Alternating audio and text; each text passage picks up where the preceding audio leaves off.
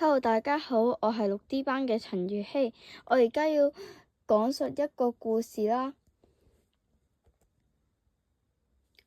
有一日，小明同埋小美出咗去商場度行街，點知行下，突然之間有一棟樓上面嘅居民就掉咗一個玩具落嚟，點知砸到下面嘅老婆婆。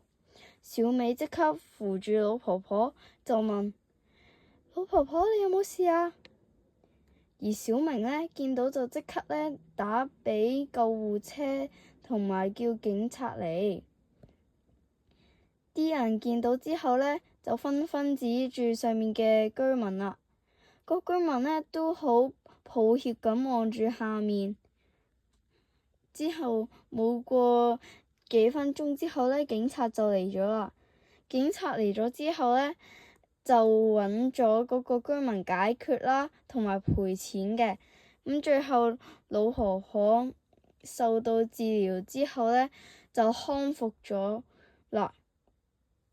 我嘅故事完畢，多謝大家。